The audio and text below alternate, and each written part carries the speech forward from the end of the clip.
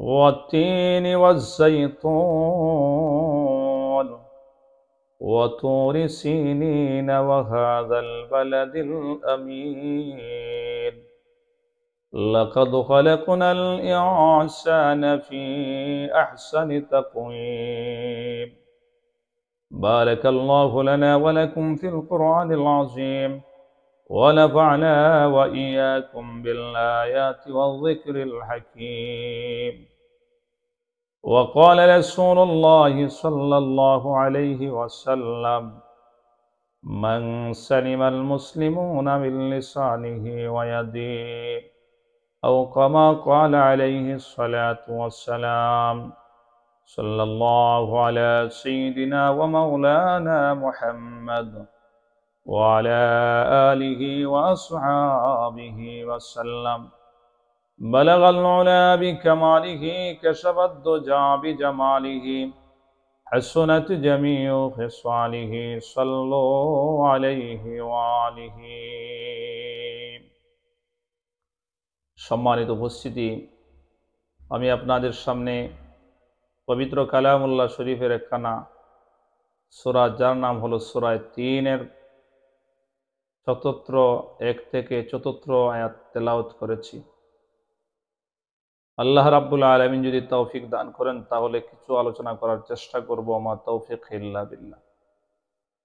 আল্লাহ রাব্বুল আলামিন সূরা ৩-এর শুরুতে ৪টি বস্তুর কসম খেয়েছেন, শপথ করেছেন। আল্লাহ রাব্বুল আলামিন তো শপথ না করলেও পারতেন, আর মুমিন বান্দাগণ তো শপথ না করলেও তারা বিশ্বাস করে। যেমনভাবে সূরাতুল বাকারার ১ম নম্বর আয়াত হলো আলিফ লাম মিম। এটার অর্থ একমাত্র আল্লাহ ছাড়া কেউ জানে না। মুফাসসিরিন কেরাম সকলেই একমত পোষণ করেছেন, আল্লাহু আলামু বিমুরাদিহি বিসসাওয়াব, একমাত্র আল্লাহ পাকই এর ব্যাখ্যা জানেন। কোরআনে কারীমের অন্য আয়াতের অন্য সূরার আয়াতাংশের মধ্যে আসছে হামিম। এটারও অর্থ আল্লাহ ছাড়া কেউ জানে না। এগুলাকে বলা হয় হরফে মুকাত্তাত। এগুলার ব্যাপারে আল্লাহ পাকই ভালো জানেন। এরপরও তো আমরা মুসলমান, আমরা যদিও সেটার অর্থ জানি না, জানা যায় না, এরপরও মুসলমান আমরা এক বাক্যে বিশ্বাস করি। এবার যদি বলি তাহলে কি আল্লাহ রাব্বুল আলামিন হিন্দুদেরকে বিশ্বাস করানোর জন্য এই সমস্ত আয়াতের শুরুতে শপথ করেছেন? এটাও সঠিক হবে না, কারণ আল্লাহ রাব্বুল আলামিন সূরা ৩-এর মধ্যে ৬০টি বস্তুর শপথ করেছেন, কসম খেয়েছেন। ৬০টি বস্তুর কেন, বিধর্মীদেরকে যদি ৪,০০০ বস্তুর কসম কাটা হয় এরপরও তো তারা ঈমান আনবে না যদি হেদায়েত না থাকে। এজন্য মুসলমান ঈমানদার আল্লাহ রাব্বুল আলামিন সূরা ৩-এর শুরুতে বলতেছেন ওয়াত-তিনি ওয়াজ-যাইতুন। আল্লাহ রাব্বুল আলামিন সর্বপ্রথম ৩ ফলের কসম খেয়েছেন। ৩ ফলের অর্থাৎ ডুমুর ফলের কসম খেয়েছেন। আল্লাহর নবী বিশ্বনবী মুহাম্মদুর রাসূলুল্লাহ সাল্লাল্লাহু আলাইহি ওয়াসাল্লামের দরবারে ডুমুর ফল হাদিয়া আসছে। নবীজি বললেন সাহাবায়ে কেরামদেরকে, ও আমার সাহাবীরা, তোমরা যদি জান্নাতি কোনো ফল দেখতে চাও, খেতে চাও, তাহলে এই ফলের দিকে তাকাও। অর্থাৎ এই ডুমুর ফলের মধ্যে কোনো বিসি হয় না, এই ৩ ফলের মধ্যে কোনো বিসি হয় না। আল্লাহ রাব্বুল আলামিন জান্নাতের মধ্যে জান্নাতীদেরকে মেহমানদারি করাইবেন। তিন ফলের মতো, অর্থাৎ ডোমের ফলের মতো বিচিবিহীন, অর্থাৎ জান্নাতি ফলের মধ্যে কোনো বিচি থাকবে না। সুবহানাল্লাহ। এই 4 বস্তুর শপথ আল্লাহ রাব্বুল আলামিন কেন খেয়েছেন, কেন শপথ করেছেন, অর্থাৎ এই 4টা বস্তুর দাম আল্লাহ তাআলা বাড়ায় দিলেন। এক নম্বরে আল্লাহ বলেন ওয়াত্তিন, আমি তিনের শপথ নিলাম, অর্থাৎ আমি ডুমুর ফলের শপথ নিলাম। অর্থাৎ তিন হাকিম শাস্ত্রের মতে মানুষের মেধার কাজে 3 ফলকে ব্যবহার করা হয়। মানুষের শরীরের মধ্যে সবচাইতে গুরুত্বপূর্ণ একটা নেয়ামত হলো আল্লাহ তাআলার, সেটা হলো আকল, জ্ঞান। এই চিকিৎসা শাস্ত্রে এই 3 ফলকে ব্যবহার করা হয়েছে। মানুষের যদি আকল ঠিক থাকে, জ্ঞান ঠিক থাকে, তাহলে তার হাত দ্বারা সে নড়াচড়া করতে পারে, তার পাশে নড়াচড়া করতে পারে, সে ইচ্ছা পোষণ করতে পারে, সে হাঁটাচলা করতে পারে, কথা বলতে পারে। আর মানুষের যদি আকল না থাকে, তাহলে সে সঠিকভাবে তার দেহগুলো প্রয়োগ করতে পারে না। একমাত্র আকল নামক এই নিয়ামতটা যদি মানুষের কাছে থাকে, তাহলে সে একজন স্বয়ং সম্পূর্ণ মানুষ হিসাবে সে পরিচালিত হতে পারে। আর যদি মানুষের আকল না থাকে, জ্ঞান লোপ পেয়ে যায়, তাহলে সে যা ইচ্ছা তাই করবে। তার মধ্যে কোনো ভাবে তার মধ্যে কোনো সঠিক চলাফেরা পাওয়া যাবে না। কারণ তার শরীরে কাপড় আছে কিনা সেটাও সে বলতে পারবে না, সে ভালো কাজ করবে না খারাপ কাজ করবে সেটাও সে বলতে পারে না। এজন্য আল্লাহ রাব্বুল আলামিন যে আমাদেরকে জ্ঞান দিয়েছেন, সেটা হলো আল্লাহ পাকের একটা বড় নিয়ামত। আল্লাহ প্রথমে 3-এর কসম খাইছেন, অর্থাৎ 3 ফলের মর্যাদা আল্লাহ পাক বাড়ায় দিয়েছে। এরপরে আল্লাহ বলেন ওয়াজ্জাইতুন, শপথ জৈতুনের, অর্থাৎ জৈতুনের বরকতের জন্য 70 জন আল্লাহর পয়গাম্বর দোয়া করেছেন সুবহানাল্লাহ। জৈতুন এমন একটা ফল, সেটা খাওয়া যায়, আবার তার তেলটা শরীরের মধ্যে লোশনের মতো ব্যবহার করা যায়। জৈতুনের তেল বড় উপকারী। কোনো ব্যক্তি যদি তার সন্তানকে ছোট অবস্থা দেখে, সে যদি ওই জৈতুনের তেলকে কোনো কিছু পড়া লাগবে না, কোরআনের কোনো আয়াত পড়ে দম দিতে হবে না, সে যদি লোশন হিসাবে যদি ব্যবহার করে, তাহলে তাকে জিন ভূতে কোনোদিন নাসর করবে না। সুবহানাল্লাহ। জৈতুনের তেল হলো সেটা উপকারী। জৈতুনের দাম আল্লাহ পাক বাড়ায় দিলেন। ওয়াতুর সিনিন, 3 নম্বরে আল্লাহ তাআলা তুর পর্বতের আল্লাহ শপথ খেয়েছেন। আল্লাহ বলেন আমি তুর পর্বতের শপথ নিলাম। অর্থাৎ আল্লাহর পয়গম্বর হযরত মূসা আলাইহিস সালামকে আল্লাহ রাব্বুল আলামিন তুর পর্বতের মধ্যে নবুয়ত দিয়েছিলেন। আল্লাহ বলেন ফাখলা'ন আলাইক, হে মূসা তুমি তোমার জুতা খুলে তুমি এই পাহাড়ের মধ্যে অবতরণ করো। ইন্নাকা বিল ওয়াদিল মুকাদ্দাসি তুয়া, নিশ্চয় তুমি পবিত্র উপত্যকা তুয়ার মধ্যে রয়েছে, তুর পর্বতের মধ্যে রয়েছে। কারণ এই তুর পর্বতে আল্লাহ তাআলা আল্লাহর পয়গম্বর হযরত মূসা আলাইহিস সালামের সাথে কথাবার্তা বলেছেন। এজন্য এই তুর পর্বতটা আল্লাহ পাকের কাছে অনেক দামি হয়ে গেছে।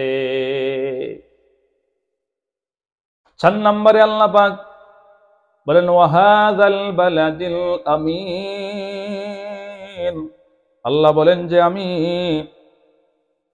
বালাদ আমিন, অর্থাৎ মক্কা নগরীর শপথ করলাম, শপথ নিলাম। আল্লাহ পাক মক্কা নগরীর শপথ কেন করলেন?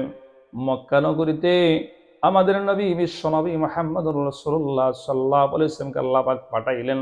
এজন্য মক্কা নগরীর দামটা আল্লাহ পাক বাড়ায় দিলেন। কোনো ব্যক্তি যদি মক্কা নগরীতে যাইয়া মসজিদে হারামের মধ্যে এক একটি সেজদা যদি সে করে, 1 রাকাত নামাজ যদি সে পড়ে, আল্লাহ পাক 1,00,000 রাকাত নামাজ বানায়া তার আমল নামায় সবগুলো দিয়ে দিবেন। সুবহানাল্লাহ। অর্থাৎ মসজিদে হারামের মধ্যে কেউ যদি 1 রাকাত নামাজ পড়ে, 1,00,000 রাকাতের সব তার আমল নামায় দেওয়া হবে। তো মক্কা নগরীর দাম আছে না? মক্কা নগরীর দাম আল্লাহ পাক বাড়াই দিয়েছেন। যেই মক্কা নগরীতে বিশ্বনবী মানবতার মহাসনদ মহান মুক্তিদূত মুহাম্মদুর রাসূলুল্লাহ সাল্লাল্লাহু আলাইহি ওয়াসাল্লামকে আল্লাহ পাক প্রেরণ করেছেন, এই মক্কা নগরীর দাম আল্লাহর কাছে বেড়ে গেছে। 4 নম্বরে আল্লাহ তাআলা 4 নম্বর চতুর্থ আয়াতের মধ্যে আল্লাহ তাআলা বলেন, লাকাদ খালাকনাল ইনসানা ফি আহসানি তাকওয়িম। নিশ্চয় আমি মানুষকে সুন্দরতম গঠনে সৃষ্টি করেছি, সুন্দরতম অবয়বে আমি মানুষদেরকে আল্লাহ পাক সৃষ্টি করেছেন। এজন্য মুসলমান ইমানদার, আল্লাহ রাব্বুল আলামিন যে বিভিন্ন সৌন্দর্য দিয়ে তাফসীরের কিতাবের মধ্যে মুফাসসিরিন কিরামের মধ্যে কিরামগণ লেখেন যে আল্লাহ রাব্বুল আলামিন সৌন্দর্যকে বিভিন্ন ভাগে বিভক্ত করেছেন। 1 নাম্বার সৌন্দর্য হলো লাতাফাত। লাতাফত নামক সৌন্দর্য আল্লাহ পাক জান্নাতকে দিয়েছেন। 2 নম্বরে হলো মালাহাত। মালাহাত নামক সৌন্দর্য আল্লাহ পাক জান্নাতের হুরকে দিয়েছেন। 3 নম্বরে হলো আল্লাহ রাব্বুল আলামিন জুলমত নামক সৌন্দর্য দিয়েছেন। 4 নম্বরে হলো আল্লাহ পাক রাব্বুল আলামিন রিক্কত নামক সৌন্দর্য দিয়েছেন। এক একটাকে এক এক সৌন্দর্যতে আল্লাহ পাক গঠন করেছেন। সবকিছুর পরে আল্লাহ রাব্বুল আলামিন বলেন, ওয়ালাকাদ কাররামনা বানি আদম। নিশ্চয় আমি মানুষকে ওয়ালাকাদ কাররামনা বানি আদম, বনি আদমকে আমি সম্মানিত করেছি। বনি আদমের মর্যাদা আমি আল্লাহ শ্রেষ্ঠত্ব দান করেছি। আল্লাহ বনি আদমকে অর্থাৎ মানুষকে আশরাফুল মাখলুকাত হিসেবে সৃষ্টি করেছেন। এই মানুষের দাম আল্লাহ পাক বাড়ায় দিয়েছেন। এর মধ্যে সবচেয়ে বড় কথা হলো আমাদের নবী হযরত মুহাম্মদুর রাসূলুল্লাহ সাল্লাল্লাহু আলাইহি ওয়াসাল্লাম হলেন মানব জাতির মধ্য থেকে কোন মানুষ নবী যে মানুষ এটাও স্বীকার করতে রাজি হয় না।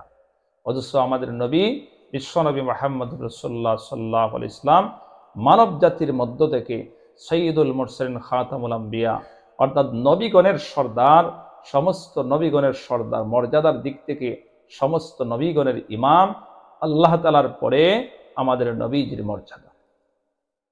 এজন্য মুসলমান ইমানদার, আমাদের নবী বিশ্বনবী মুহাম্মদুর রাসূলুল্লাহ সাল্লাল্লাহু আলাইহি ওয়াসাল্লামকে আল্লাহ পাক এত শ্রেষ্ঠত্ব দান করেছেন, এত সৌন্দর্য দিয়েছেন।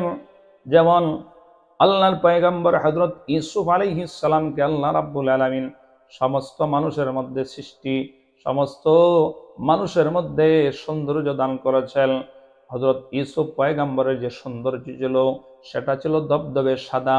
আর আমাদের নবী মুহাম্মদুর রাসূলুল্লাহ সাল্লাল্লাহু আলাইহি ওয়াসাল্লাম যে সৌন্দর্য ছিল, নবী যে হাদিস শরীফের মধ্যে বলেন, আনা মালিহুন ওয়া আখি ইউসুফ সাবিহুন, অর্থাৎ আমাকে যে আল্লাহ পাক সৌন্দর্য দান করেছেন সেটা হলো লাবণ্যময়, আর আমার ভাইকে ইউসুফকে যে সৌন্দর্য আল্লাহ পাক দিয়েছেন তা হলো দবদবে সাদা, লাবণ্যময়।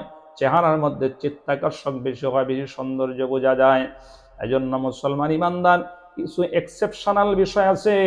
এটা আমাদের নবী বিশ্বনবী মুহাম্মদুর রাসূলুল্লাহ সাল্লাল্লাহু আলাইহি ওয়াসাল্লামকে আল্লাহর পয়গম্বর হযরত ইউসুফ আলাইহিস সালামের সাথে তুলনা করে চলবে না। মিশরের রমণীগণ তারা ইউসুফ আলাইহিস সালামকে তারা দেখে তারা বেহুশ অবস্থায় তারা হাত কেটে ফেলেছিল। হযরত ইউসুফ আলাইহিস সালাম তিনি আল্লাহর পয়গম্বর ছিলেন, জুলাইখার তত্ত্বাবধানে তিনি লালিত পালিত হয়েছিলেন। শেষ পর্যন্ত জুলাইখা ইউসুফ আলাইহিস সালামের প্রতি আশিক হয়েছিল, কিন্তু ইউসুফ আলাইহিস সালাম তার প্রতি কোনো মহব্বত রাখেননি, কোনো আশিক হননি। শেষ পর্যন্ত দেখা যায় ওই বিষয়টা তার রাষ্ট্রের মধ্যে, ওই রাষ্ট্রের এমপি মন্ত্রীদের রমণীগণ তাদের খানে যখন গেল তখন ওই মহিলারা বলল, সি, এত নির্লজ্জ জুলাইখা যে সে চাকরের সাথে এইরকম করতে পারে, চাকরকে সে পছন্দ করতে পারে। কিন্তু ওই কথাটা যখন জুলাইখার কানের মধ্যে গেল তখন জুলাইখা সমস্ত এমপি মন্ত্রীদের, রমণীদেরকে, স্ত্রীদেরকে দাওয়াত করলো। দাওয়াত দিয়ে একটা ভোজ সভার আয়োজন করলো। সেখানে বিভিন্ন রকমের ফল ফলারি সামনে রাখলো।